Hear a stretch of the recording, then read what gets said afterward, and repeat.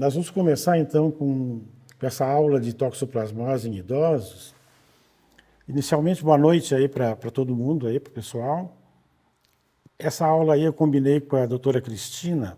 A gente pensou em fazer uma aula onde a gente faria uma comparação de pacientes com mais de 60 anos ou mais, ou menos de 60 anos, para ver se tem alguma diferença em vários aspectos. Então, eu vou começar mostrando um caso.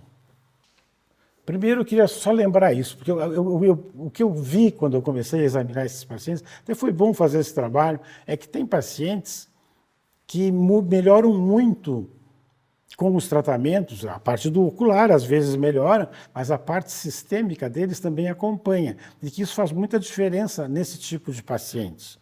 Então eu vou mostrar um paciente que no começo estava tão debilitado que ele marcava a consulta, aí a filha me ligava e dizia, oh, não posso levar a mãe porque ela não pode sair da cama. Então são pacientes que já têm mais, nesse caso ela tinha 78 anos, debilitada, então aí a gente começa a trabalhar, às vezes junto com um clínico, um geriatra, porque esses pacientes precisam de um suporte geral, além de você tratar a toxoplasmose do olho deles.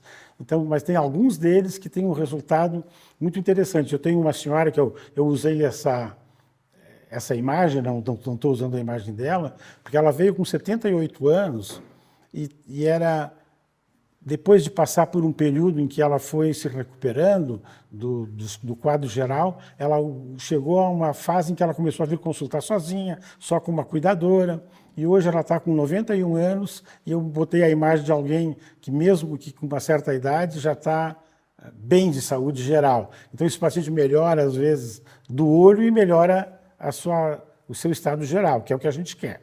Então, vamos começar. Frequência. Primeiro, qual é a frequência que nós tivemos de pacientes? Assim, tem mais pacientes jovens ou mais pacientes idosos? Bom, quando a gente vai contar, às vezes é diferente do que a gente está imaginando. Assim.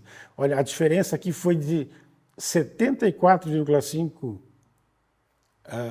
pacientes jovens, abaixo de 60, e só 25,5 acima de 60 anos. Estou falando só de pacientes que tiveram recidiva, pacientes com lesão ativa.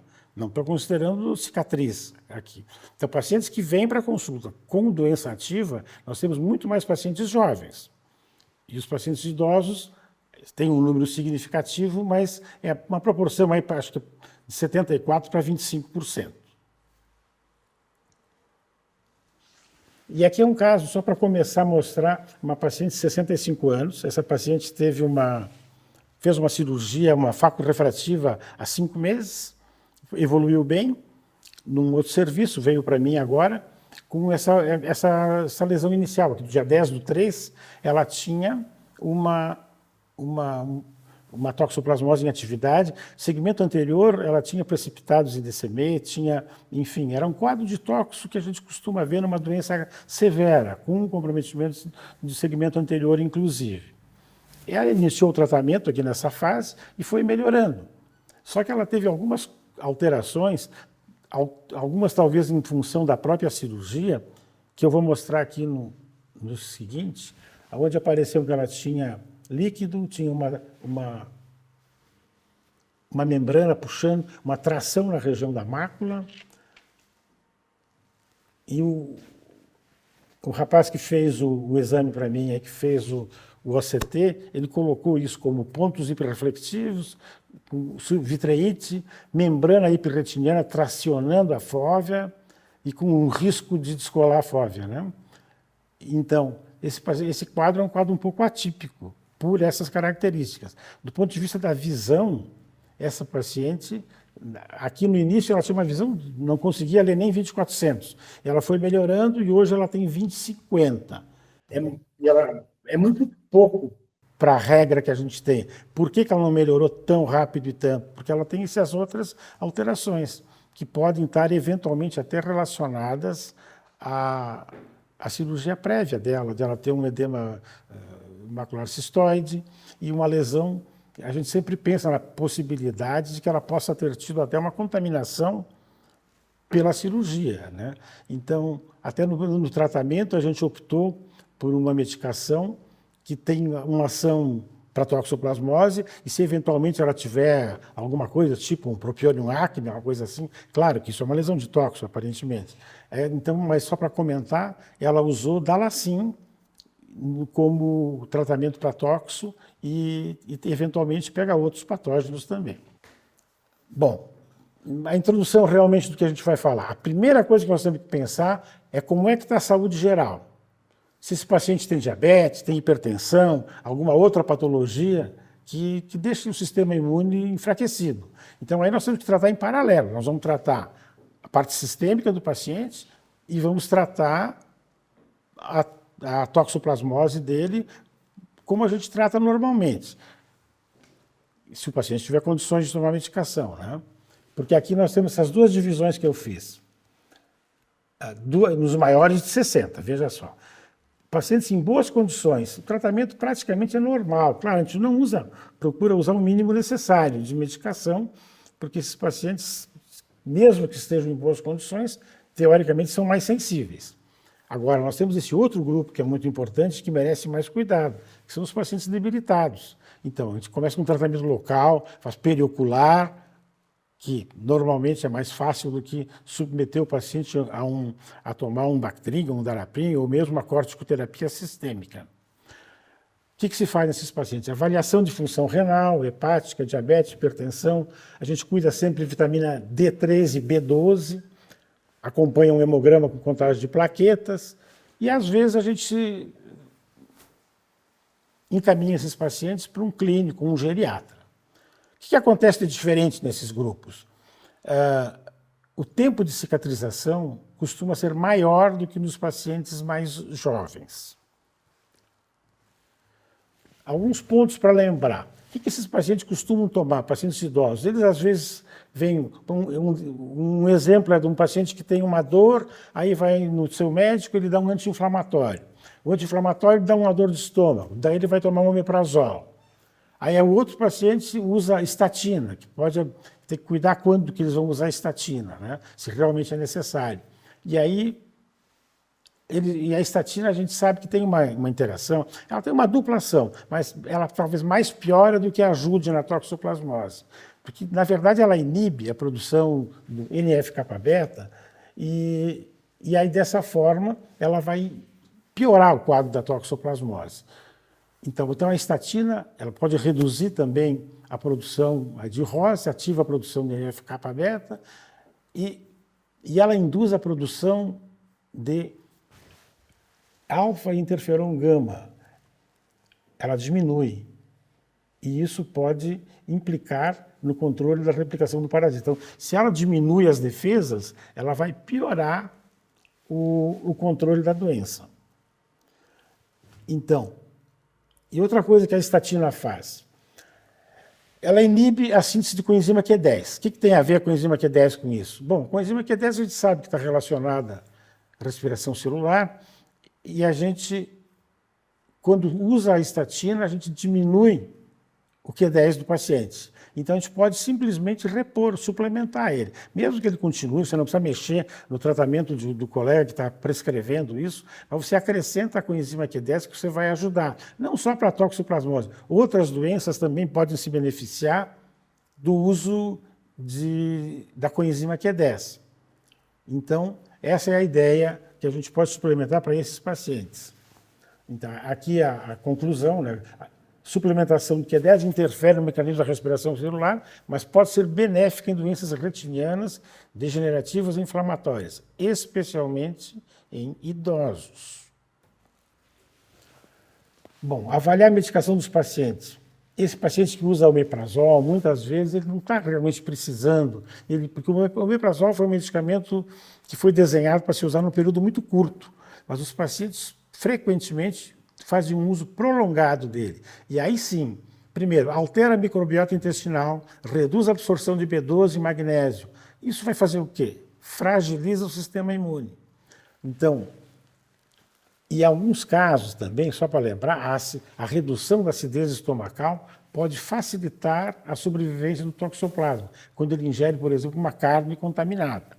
Claro, de novo, tanto a estatina como o omeprazol, eles têm um duplo mecanismo. Eles têm um certo mecanismo protetor em algumas situações, mas de uma maneira assim, se nós tiver que escolher, ele piora mais do que ajuda. A interação dos medicamentos é mais complexa do que isso. Na verdade, é isso que eu estou falando. Eles têm um duplo papel. Inclusive, o omeprazol, ele altera a absorção, por exemplo, se você estiver usando sulfadiazina e pirimetamina. Por outro lado, ele pode ter um efeito sinérgico contra o toxoplasma quando ele for usado com claritromicina. Só para mostrar que a gente sabe que ele pode ter esse duplo papel. Bom, o que muda, então? Paciente idoso e jovem. A doença é diferente? A apresentação da doença após os 60 anos é praticamente igual. Alguns detalhes podem ser diferentes. Que eu comentei antes de passagem, que o tempo de cicatrização costuma ser maior nos idosos, e no caso da doença ser adquirida recentemente, como um IgM nessa faixa etária, é mais frequente a apresentação de doença bilateral, comprometendo, às vezes, a mácula de ambos os olhos, o que não é frequente em pacientes mais jovens. Os riscos desses pacientes, com certeza, função renal, a gente tem que cuidar um pouco com a sulfadiazina, que às vezes pode piorar muito esses quadros, e tem alguns pacientes que chegam até o ponto de precisar até ser um tratamento mais... evitar a sulfadiazina para evitar uma hemodiálise, por exemplo. Claro que, em alguns casos, quando o paciente já vem assim muito debilitado, a gente vai iniciar com o uso ou de injeção periocular ou injeção intravítrea. Dexametasona e clindamicina podem ser usadas por essas vias. Claro que alguns pacientes iniciam com esse tipo de medicação e, com o passar do tempo, a gente consegue melhorar o estado geral. E aí, numa segunda etapa, se vierem a ter uma outra recidiva, se eles estiverem com o estado geral melhor, eles podem voltar a usar a medicação sistêmica, que seria a primeira escolha. A outra pergunta, será que eles têm recidiva? Tem. Esses pacientes têm recidivas. O que a gente fez de comparação, a gente estudou no período de 12 meses, e a gente viu que eles têm 74,5% dos pacientes com menos de 60 anos têm recidiva, enquanto que no mesmo período, na mesma clínica, os pacientes que têm com mais de 60 são só 25%. Então é 1 para 3 praticamente a comparação. Então os pacientes jovens, no caso, têm mais recidivas.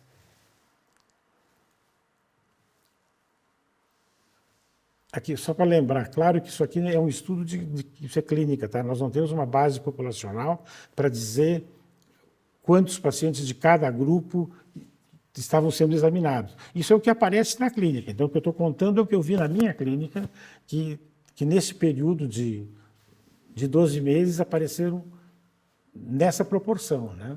Mais pacientes jovens. Que tipo de exame a gente faz para um paciente idoso? Dosagem de vitaminas, principalmente B12 e D3, dosagem de minerais, e os outros, perfil lipídico, glicêmico, enfim, avaliação de doença vascular, doença renal ou hepática. E lembrar, polissonografia é muito importante para esses pacientes. Muitos pacientes têm sobrecarga cardíaca e têm muito problema pelo sono. Então, tem que avaliar o sono desses pacientes. Claro que o estilo de vida saudável sempre ajuda, né? Horário de sono, horas de sono, orientação nutricional saudável, com uma dieta, por exemplo, tipo mediterrânea, que se chama, ou alguma orientação alimentar que possa evitar alimentos que possam piorar o sistema imune. Lembrar do consumo de água, que é importante. Esses pacientes têm que ter atividade física regular, apoio familiar, convívio com amigos, atividades culturais de lazer, boas condições de moradia. Isso faz muita diferença. Nós vamos ver um caso a seguir depois em que isso fez diferença. Cultivar bons hábitos,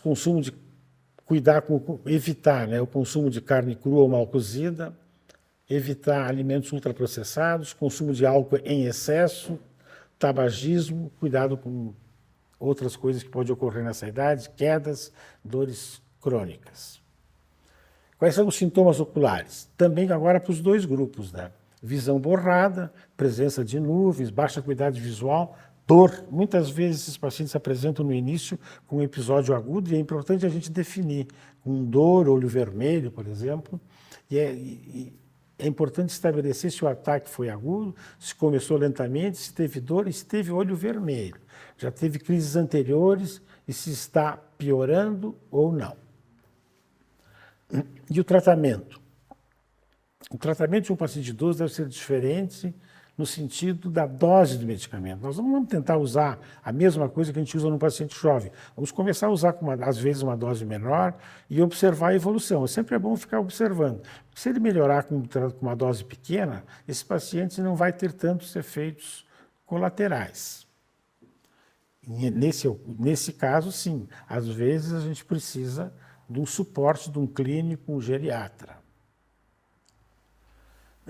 Aqui é um paciente com 65 anos. A acuidade visual dele era 20/60. Depois, aqui dia 18/3, tá? Dia 10/4, foi agora, desse ano. Dia 18 de março ele tinha esse olho com atividade inflamatória, visão 20/60. E dia 10/4 ele já tinha uma visão de 20/20. Então eles respondem, às vezes, bem. Esse paciente estava no grupo que podia tomar medicação. Ele tomou medicação, mesmo com 65 anos, sem restrição. Esse é o mesmo paciente, a lesão dele 18/13, depois dia 10/4.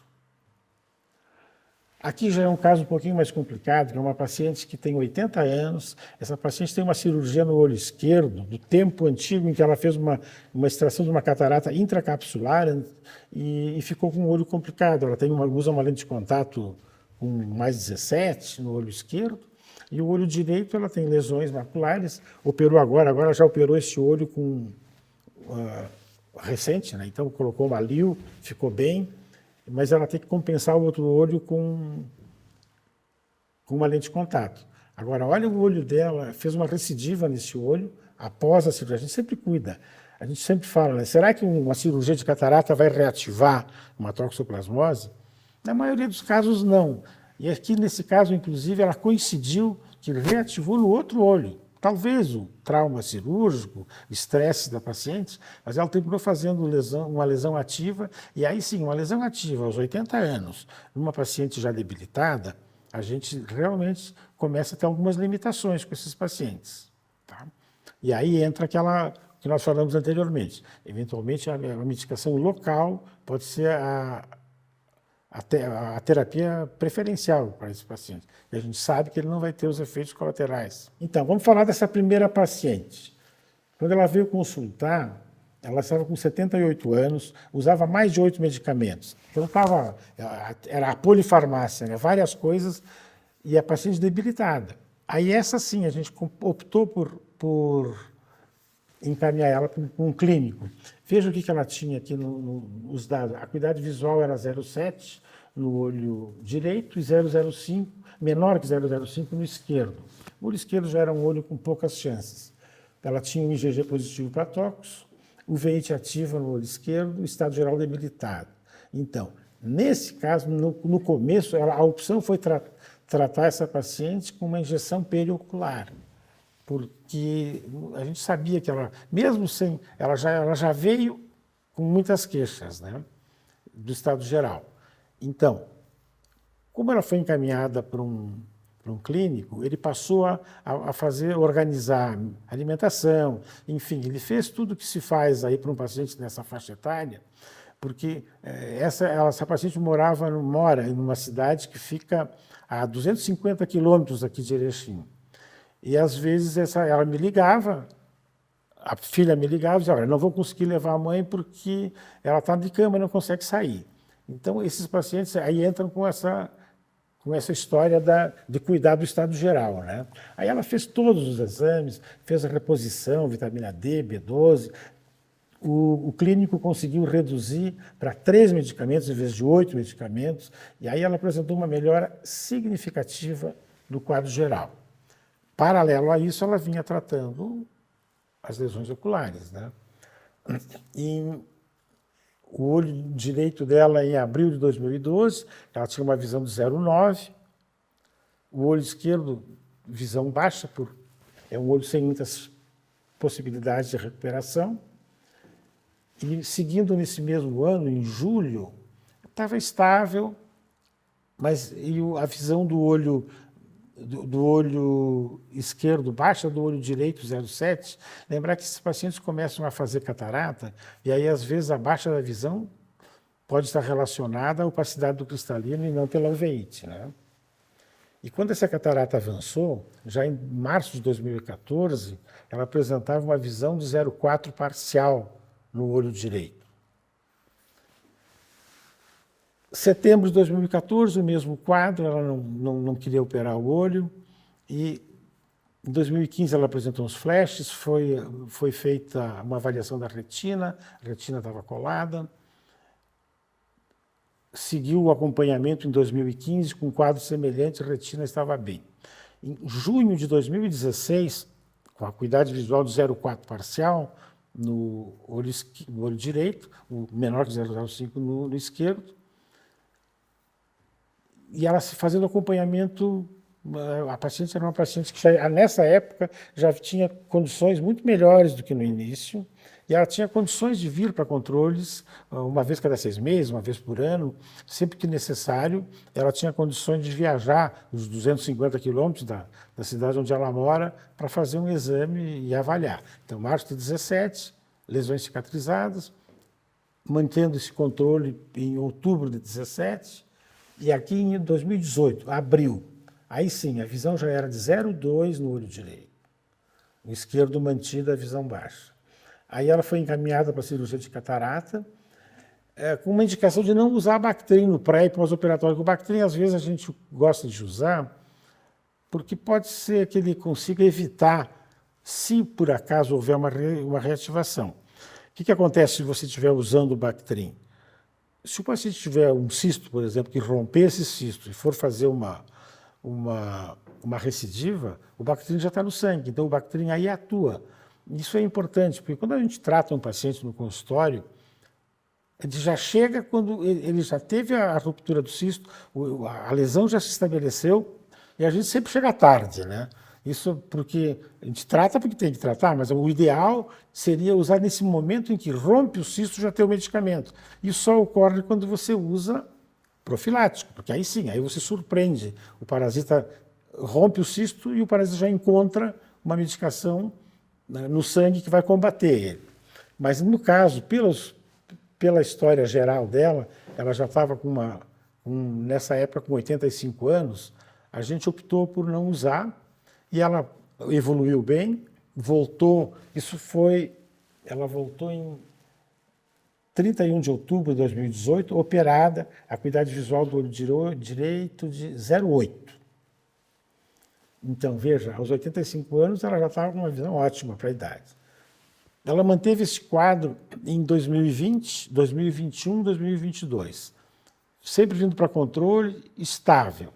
Em fevereiro de 2019, ela já veio sem necessidade de acompanhantes, mostrando autonomia para se locomover. Dentro do consultório também a mesma coisa. No começo precisava carregar ela para a lâmpada de fenda ou para exame para fazer um fundo de olho.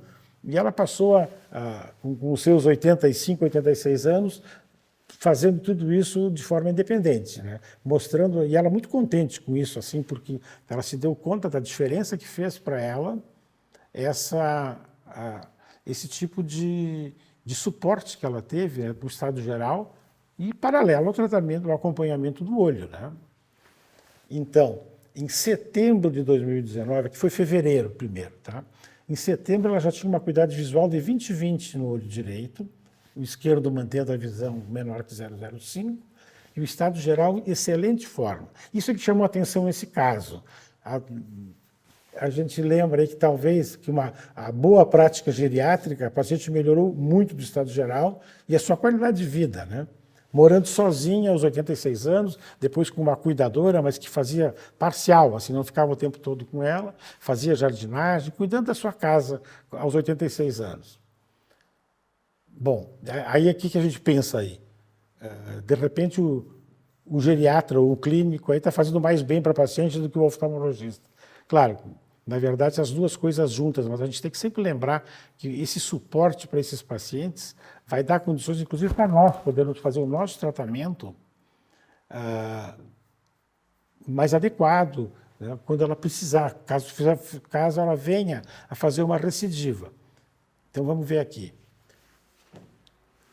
Que foi o que aconteceu. Bom, em setembro de 2022, veio para controle, o clínico estava mantendo ela com vitamina D num nível alto, acima de 60, 64, o recomendado nessa idade é entre 30 e 60, e ela estava com 64, mas tudo bem, estava super bem.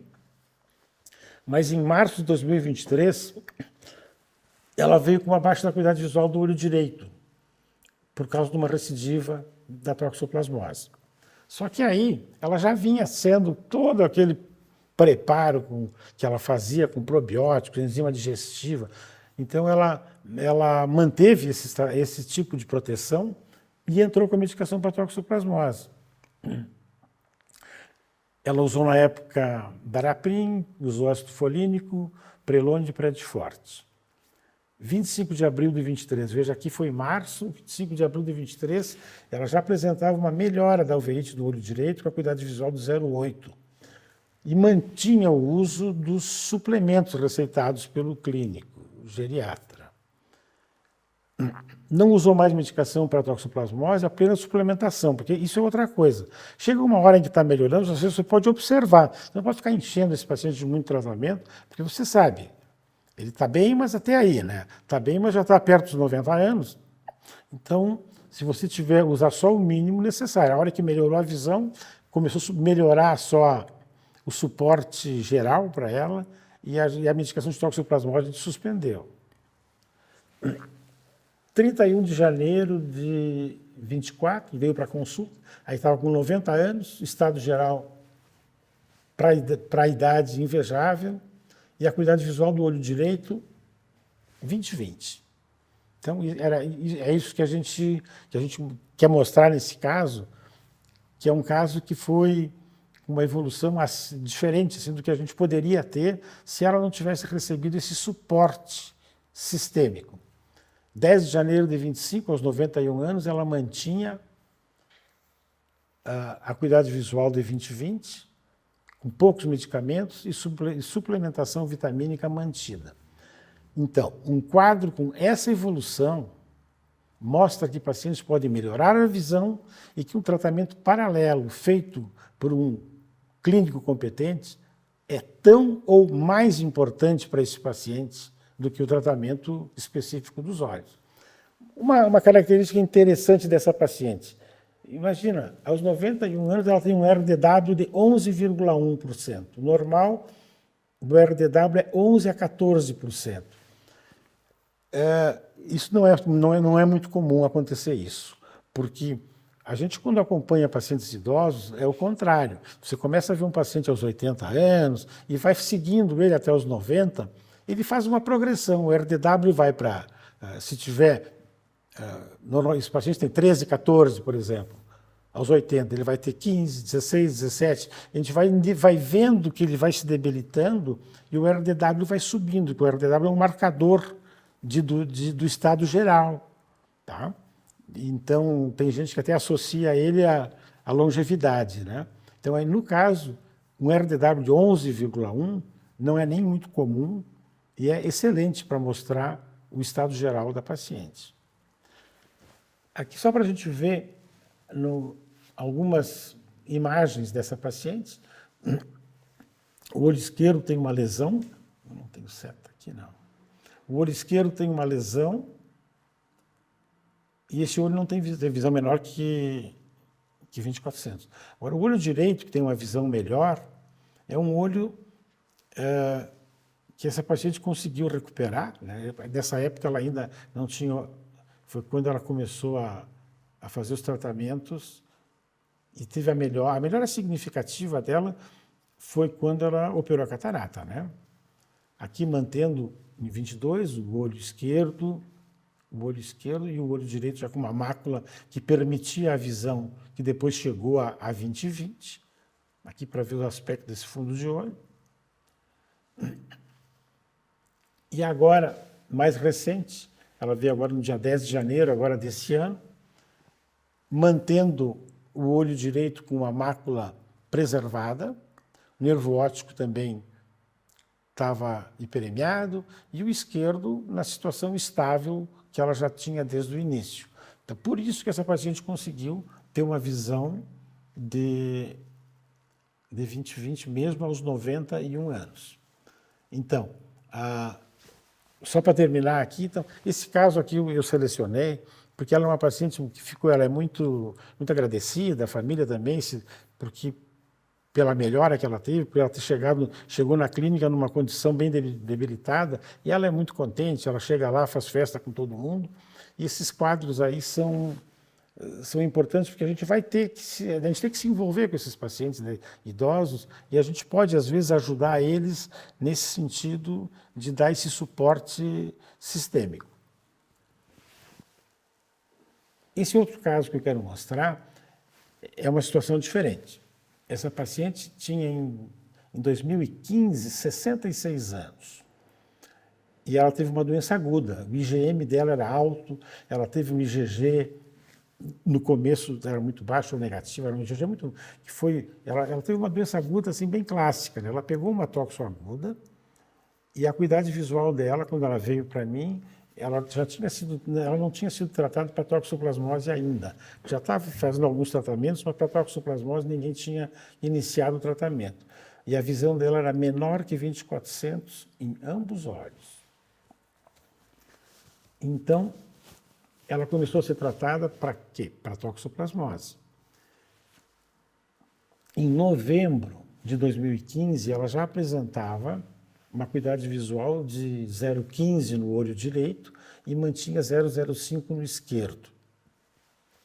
Seguiu o tratamento. Só para comentar, nós tínhamos falado da paciente anterior debilitada, essa não era. Aparentemente, ela podia fazer os tratamentos normais, ela fazia, não tinha. Os 66 anos dela não impediam que ela tomasse a medicação normal, que a gente usa para pacientes mais jovens. Então, mas o problema é que as lesões dela, que eu vou mostrar daqui a pouco, eram maculares, né? E lesões bilaterais ativas, também atípico, né? Mas acontece. Em junho de 2016, lesões cicatrizadas. Visão, a melhor visão dela era 0,15, 0,05. E ela até se sentia bem, porque para quem veio com uma visão abaixo de 20/400, essa visão para ela permitia que ela começasse a se defender sozinha, e ela também morando sozinha na cidade dela, ela começou a ficar com... Essa visão mudou um pouco a perspectiva dela, porque o 0,15 aí já se permitia uma visão, não uma vida normal, claro, mas melhor do que a anterior.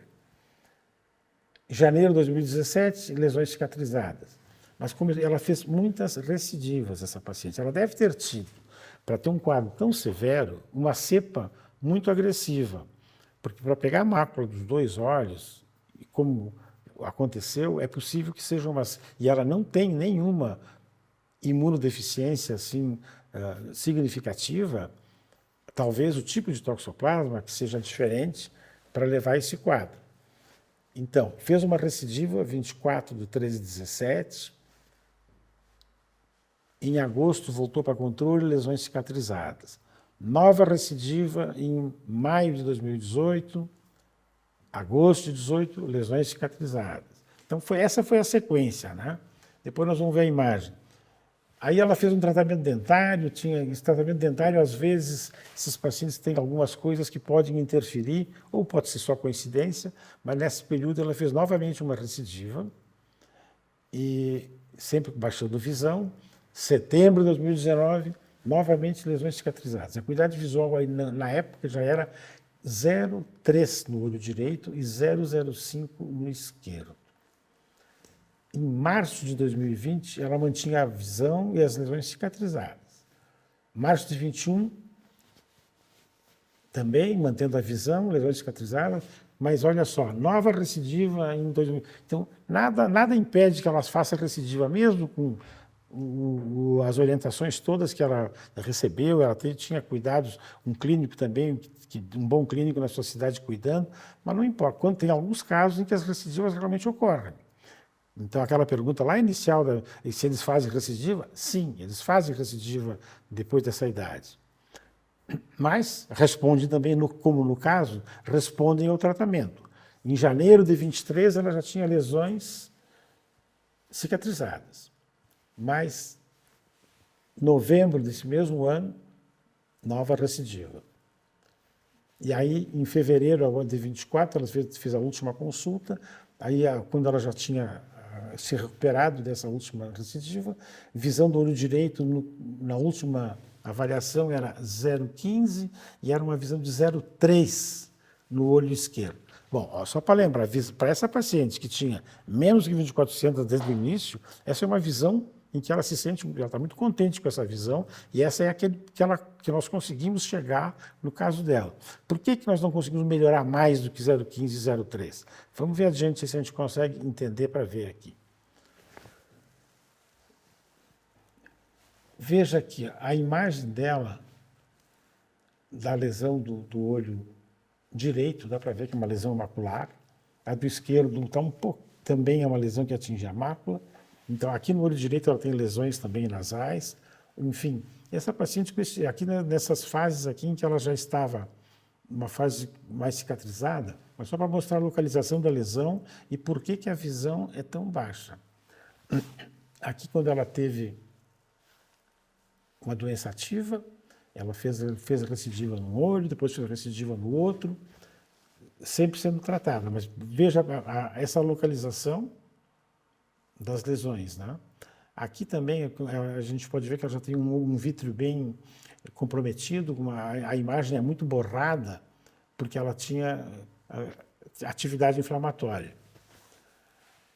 A imagem já em fevereiro aqui de 2024, uma lesão também cicatrizada aqui na época, e aqui voltando para no mês 6 do mesmo ano, um quadro mantido, né? Aqui dá para ver que essas lesões são muito parecidas, né? E essa paciente mantém visão, essa visão que permite que ela tenha uma vida relativamente normal. Claro que nesse caso, diferente do outro, que tem uma mácula preservada, você não consegue dar para o paciente aquilo que a gente gostaria, que seria uma visão melhor. Mas, dentro das limitações, é um quadro que evoluiu bem. E é bom a gente ver que a gente vai lidar com casos em que você consegue recuperar a visão e outros em que você não consegue. Porque se você já tem uma área destruída, como é o caso, ela já chegou com uma área que já não tinha mais cone nessa mácula, se ela não tem células que permitam visão, mesmo que você cicatrize e trate essa paciente e ela tenha uma resposta boa ao tratamento, a recuperação vai ser limitada. Então, só para lembrar do Robert Nussenblatt, que ele dizia very little is known, much less is true. Toxoplasmose continua sendo um desafio para a gente, especialmente se a gente nessa faixa etária, onde a gente tem algumas dificuldades, mas a melhor maneira que a gente consegue permite dar para os nossos pacientes um suporte e melhorar, no caso dos idosos, qualidade de vida e recuperar a visão dentro do possível. Obrigado. Oi, Cláudio. Oi. Estava ouvindo atentamente aqui essa aula maravilhosa e para aproveitar, então, a aula, vou fazer um bate-bola aqui com você para a gente trocar uma ideia em relação a essa população, né? E a primeira coisa que me ocorre, você começou falando que velhice não é doença, né? Em outras palavras, que é uma coisa que vai acontecer com todo mundo, e a definição de idoso, né? Pega uma população a partir de 60 anos, que é uma população, hoje em dia, que eu diria que nem é uma população assim, idosa de fato, porque é uma situação que ainda está, é uma população que ainda trabalha, tem atividade, se cuida, quer dizer, talvez o novo idoso, aproveitando tudo isso que você falou em estilo de vida, qualidade de vida, ele tenha, de fato, quer dizer, uma evolução bem melhor. Mas eu queria ouvir de você o que você acha assim desses pacientes, quer dizer, a maioria deles faz lesão uni ou bilateral ou tem maior risco na tua, vamos dizer, no teu conceito, na tua experiência, no que você vê no dia a dia, você vai ver mais uni ou bilateral e, no caso, você vê mais infecção aguda ou você vê bastante, por exemplo, também infecção aguda sistêmica com manifestação ocular, ou a maioria é a congênita com manifestação ocular tardia? O que você me fala desses quesitos aí que a gente... É o dia a dia que, no fim, né, nós já conversamos sobre isso, a gente não presta... acaba não fazendo um compilado aí, não presta tanta atenção, né? E agora nos chama a atenção todas essas situações, né? Então, eu queria ouvir que você acha assim desses pacientes, né? Claro, eu tenho muitos pacientes com doença congênita, manifestação tardia, ou mesmo congênita, que ficam com aquelas sequelas que a gente conhece, né? Lesões de roda de carroça, bilaterais e tal. Mas o mais frequente que eu tenho é doença adquirida após o nascimento, com certeza. E tem aquelas tardias que você tem imagem, que às vezes você tem alguma dúvida. Se você for paciente que pegou a doença, mas no final da gestação, as doenças às vezes são indistinguíveis. Claro, você tem alguns critérios que você pode usar. Eu lembro de um menino que veio lá de uma cidade lá do Paraná, em que a mãe estava muito preocupada com isso, porque ela recebeu do oftalmologista a informação que ela teria passado a doença para o menino. E ele tinha uma lesão que não dava para jurar que seria congênita. Era uma lesão que poderia tanto ser congênita como adquirida após o nascimento. Aí eu fiz um exame bem simples com ela, porque ela já tinha tido nas gestações anteriores alguns exames, ela foi buscar os exames e nós repetimos. E ela tinha uma sorologia bem negativa, ela nunca teve exame positivo em nenhum período. Então, isso praticamente descarta a possibilidade de que as pessoas têm na cabeça, ou tinham, estão mudando um pouco, que a doença era congênita na grande maioria dos casos. E isso você não tira da cabeça das pessoas. Do mesmo jeito que você vai ler um artigo hoje, e você começa um artigo de toxo, pode ser muito bem escrito, muito bom, em geral começa assim, até os que a gente faz aí, a gente também escreve assim, é uma doença benigna que é muito perigosa em gestante e em imunossuprimidos. Puxa, mas eu acabei de mostrar uma senhora com 66 anos, com IgM positivo, adquirido com certeza, ficando cega dos dois olhos, e a gente vai dizer é uma doença benigna, a gente repete isso, porque a gente já ouviu isso muitas vezes, sem uma visão crítica. Eu acho que ela pode ser benigna ou não, são situações diferentes. É muito frequente você ter essa doença adquirida após o nascimento de forma grave. Eu vejo isso com muita frequência. Então, acho que a gente tinha que repensar na hora de escrever, não dizer, não, porque senão todo mundo pensa, você vai lá, acessa, agora que está na moda, a inteligência artificial, você escreve, isso é uma doença benigna? Sim, é uma doença benigna, mas cuidado com imunossuprimidos e com gestantes. Não é bem assim, a gente que lida com isso, a gente sabe. Então, essa informação, a gente tem que começar a olhar com um olhar um pouco mais crítico e escrever o que a gente realmente vê. Bom, você, só fazendo um parênteses aí, você sabe que eu compactuo dessa sua opinião. Há alguns anos, todas as minhas aulas sobre toxo, eu contesto essa frase. Eu não posso acreditar que uma doença que deixa cego, ou que deixa um feto mal formado, que é causa de aborto na gestação, abortamento espontâneo, ela não pode ser considerada benigna. A cegueira é uma coisa muito importante. Só por causar cegueira, ela já não deve ser tratada como benigna. Então, assim, totalmente de acordo com essa sua observação. Então está certo. Que bom, pensamos da mesma forma. E você me perguntou também da gravidade da Bilateralidade. Bilateralidade. Sim. Não, é muito mais frequente a unilateral, com certeza. Né? Mesmo nessa população. Né? Assim, só pela idade, vamos dizer, o idoso ele é considerado um imunodeficiente, mesmo que ele seja saudável, né? Olha, pensando. O que é um conceito até meio errado, mas é o que vale. Não, mas para só um pouquinho. Eu acho que eu falei. Eu estou pensando em doença simultânea bilateral. Essa que não é muito frequente.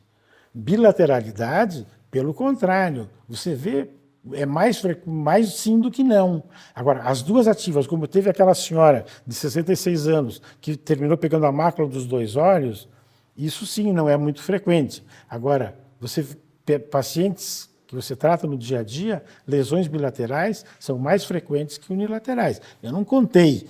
Quando a gente vai contar, a gente tem surpresa, né? Como agora, você me perguntou aquele dia para fazer, eu fiquei pensando. Digo, não, eu acho que os jovens têm mais, mas eu acho uma coisa. Mas quando a gente foi contar, a gente viu que realmente tem mais e é 1 para 3 essa proporção. Isso um estudo dentro de uma clínica, não é um estudo, eu não tenho uma base populacional para poder dizer que tenha muito menos incidência, eu só tenho condições de dizer o que a gente vê no dia a dia, né? Mas no dia a dia é isso que eu estou te falando. Eu vejo pacientes com lesões bilaterais todos os dias e vejo simultaneamente mais raro. Quer dizer, né, Cláudio, aquela coisa que falava, não, depois dos 40 não vai ter mais toxoplasmose. Isso aí também, alguém escreveu isso, e todo mundo fala, mas não tem um embasamento científico, né? Porque a gente vê em todas as faixas etárias, não é verdade? Claro, concordo plenamente.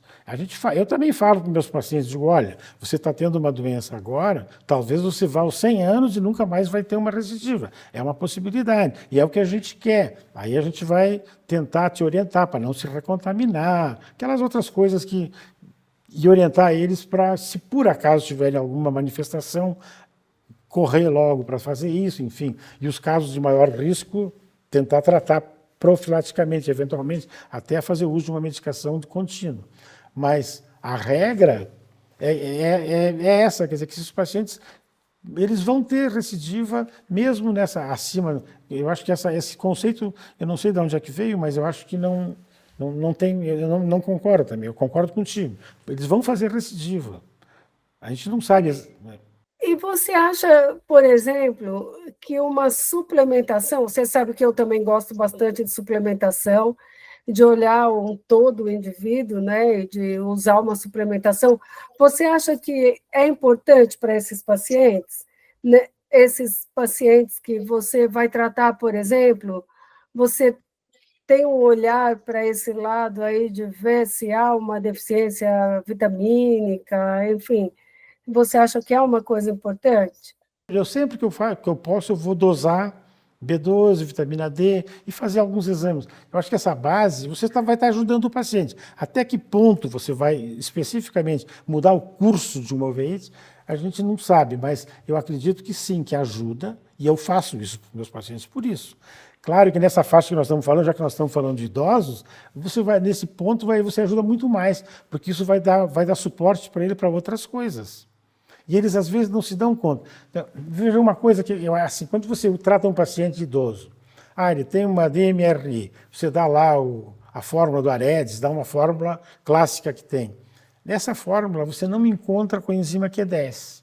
A coenzima Q10 tem uma série de benefícios que a gente sabe, e não tem por que você não usar, porque se o paciente tiver condições de usar, ele vai se beneficiar. Então você tem que dar a oportunidade dele de ter esse tipo de suporte. Eu acho que vale a pena a gente olhar para os pacientes com esse viés, olhar para eles e melhorar o estado geral deles. Concordo. E você falou em exames. O que, o que você usa de exame oftalmológico para os seus pacientes com tóxico? Por que eu pergunto? Nós estamos falando de uma população idosa. E eu vejo muita gente fazendo acompanhamento de lesão de tóxico com angiografia. Não é meu caso, eu raramente solicito angiografia para os pacientes. O exame que eu mais uso na clínica é o OCT, que que eu acho que ele ajuda muito para acompanhamento. Agora, eu queria ouvir tua opinião, se você acha que, especialmente nessa população, vale a pena a gente fazer qual exame de oftalmo, qual exame subsidiário específico ocular que ajudaria esses pacientes? Qual é a sua prática, sua recomendação? Tá, vamos dividir. Vamos pensar em exames do olho e exames de sangue. Exames do olho, sim. Uma retinografia para você acompanhar e o OCT. Eu acho que hoje em dia a gente ajuda bastante, porque a gente tem encontrado muito aquelas alterações que estão dentro da retina, que tem áreas de necrose, até parecido com aquele que a gente terminou publicando, com o nome de Richter, né? A gente tem outros casos aí, mesmo independente do nome, esses pacientes têm. Depois daquele caso, eu tive alguns casos, eu não sei por que eles têm essa apresentação, se a gente não via antes e sempre existiu, ou se agora está aparecendo. Mas casos de pacientes jovens, pacientes com 40 e poucos anos, tendo lesões maculares, e você vai fazer o OCT, e você vai ver no OCT, e eles têm uma área de necrose embaixo da mácula, e você tem a tipo Mactel, tem algumas alterações que você não via. E pacientes que têm resistentes ao tratamento, você tem que tratar muito tempo para que tenha uma melhora. Você vai... a resposta não é tão boa. Então, isso do ponto de vista... Então, aí, nesse caso, claro, o OCT aí foi chave, porque a gente não ia nem ter ideia de que estaria ocorrendo alguma coisa lá por trás, né, da retina. Então, eu acho que retinografia e OCT poderia ser o básico para isso. Agora, vamos pensar também em exames de sangue. Então, você faz uma sorologia, IgG, IgM, vê se o paciente tem... Se não houver cicatriz, se houver cicatriz, até o IgM é dispensável, porque você não vai ter um IgM positivo numa recidiva de um paciente já com lesão antiga. Mas tem algumas outras coisas que você pode fazer. Eu acho que não adianta muito fazer IgA, IgE. Eu lembro do falecido, do brilhante professor Camargo, que foi um dos caras que trouxe a investigação para o Fleury de imunofluorescência para toxoplasmose, e ele dizia assim, o IgA e o IgE são tão ruins quanto o IgM. Então, o IgM a gente tolera, a gente faz. Mas naquela, é claro que hoje, na época, está um pouquinho diferente. Mas, enfim, o IgM também tem limitações. Então, você faz mais de uma vez, às vezes, repete para ver se realmente está positivo. Mas você pode... Hoje nós temos outras opções. Ver aquela aula que nós tivemos lá do pessoal do Fleury, agora no CIMASP, em que com esses painéis que você faz para investigar por biologia molecular, né? Então, eu já faço há um tempo e fiz de vários desses pacientes, principalmente esses com IgM, como aquele daquela senhora com doença grave, eu tenho feito PCR. Agora, recentemente, eu estou mandando PCR para o Fleury e é impressionante, você tem PCRs positivos mais do que a gente imaginaria. Mas, Cláudio, é PCR de material ocular ou é do sangue? Sangue periférico. Sangue periférico você vai encontrar PCR positivo, claro, especialmente nesses casos com pacientes com doença aguda e lesão ocular. Mas esse é um exame que a gente que eu uso, porque essas técnicas são cada vez melhores, né? Agora a gente está começando a ver, e claro que se você fizer uma punção de aquoso ou de vítreo, é diferente a positividade disso, mas aí é um procedimento mais invasivo. Você tem que ter um laboratório muito bom por perto, né, para poder fazer isso. Enquanto que o sangue periférico é tão fácil, não tem dano nenhum, não tem nenhuma iatrogenia para o paciente, você coleta sangue periférico, você vai ter uma ideia. Inclusive porque você vai ter uma ideia se a doença é uma doença que está mais abrangente, mais sistêmica do que uma doença que está simplesmente no olho.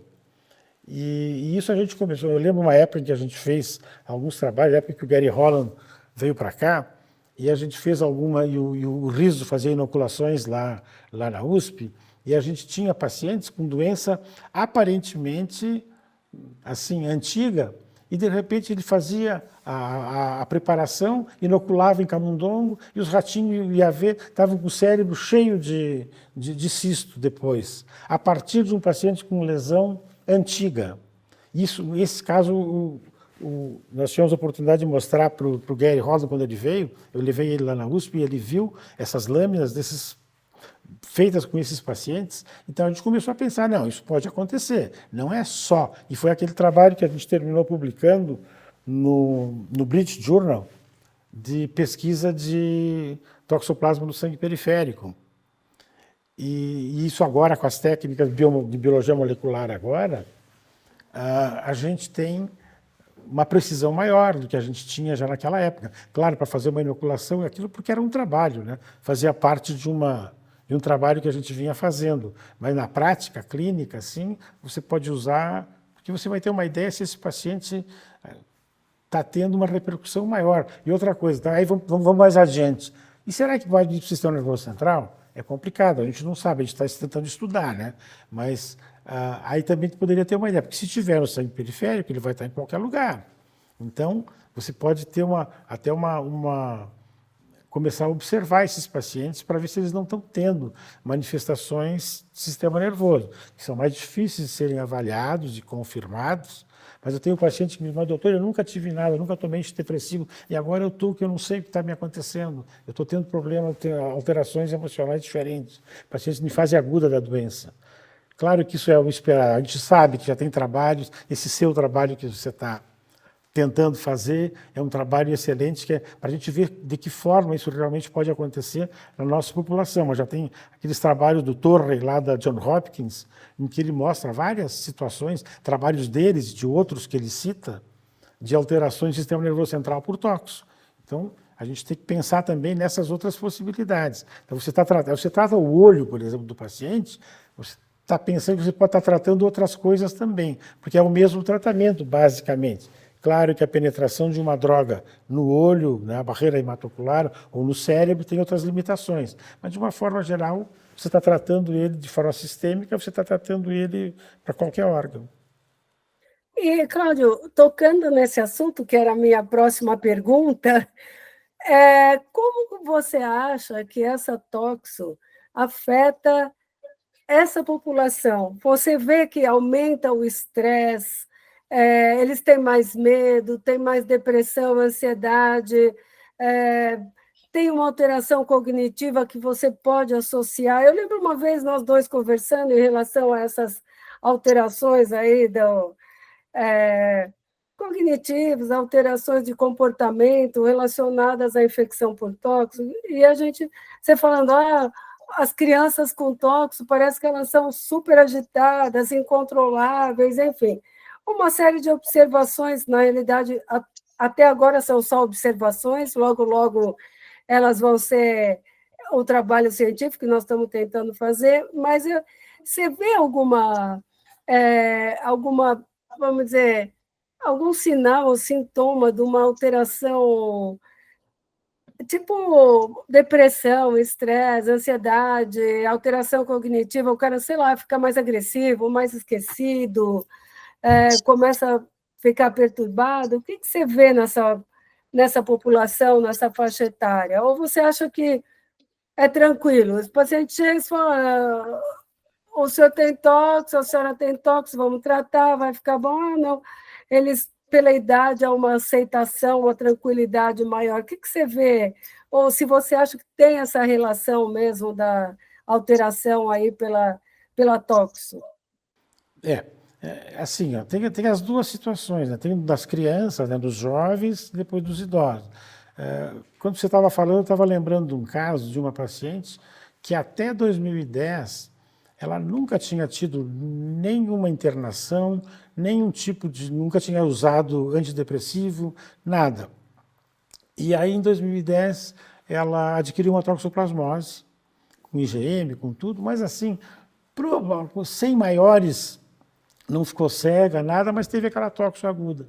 E agora ela voltou, 15 anos depois, já está no terceiro ou quarto psiquiatra, e aí eu fui puxando a história dela para ver. E ela dizendo, não, eu já estou tratando agora, fazendo usando antidepressivos e outras coisas, mas quando eu fui puxar a história, coincidiu que as primeiras manifestações foram depois da toxoplasmose. Claro, não é toda hora que a gente tem um caso desses. Por isso que esse me chamou a atenção na época. E aí eu lembrei, puxa, mas nós estamos tentando fazer um trabalho. Isso é um caso isolado, mas para mostrar que pode acontecer. E eu acho que o que a gente pode ter é a limitação de ter certeza, de diagnóstico, se realmente é por isso, relação de causa e efeito com isso. Mas eu tenho visto assim, não posso dizer que é frequente, mas tenho visto alguns casos em que a gente relaciona que esses pacientes passam a ter algumas coisas diferentes e alguns até manifestam, como esse que eu contei, que ele conta que ele passou a se sentir de forma diferente depois que ele pegou essa doença. Eu acho que sim, o que nós temos aí é uma limitação. E aí é que está a chave. A limitação é que é a nossa chave. A limitação da ciência mostra que, como diz o Heidegger, a nossa limitação na ciência, nós temos que ter noção dessa limitação, porque aí nós vamos ficar melhor. Nós vamos falar, eu estou fazendo, eu acho que é, mas não posso jurar porque eu preciso ter uma certeza maior. Aí eu vou fazer outras investigações.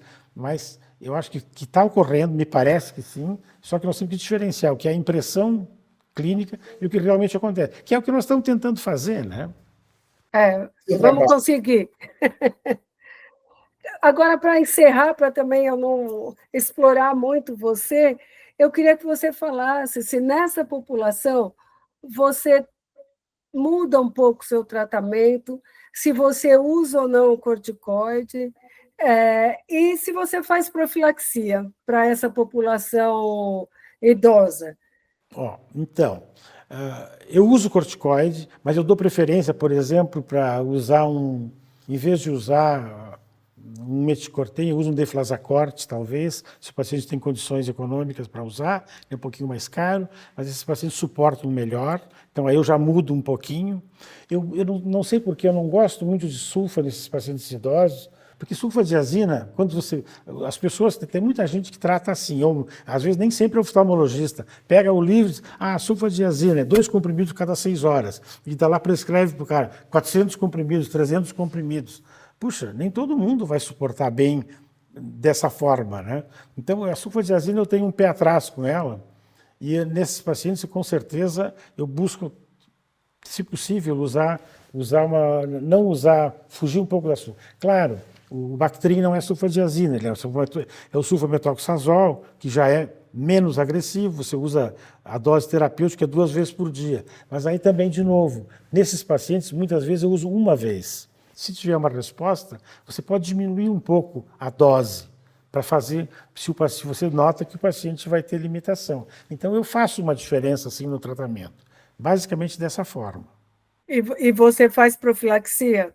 Não faço. Eu não tenho feito muito pouca profilaxia.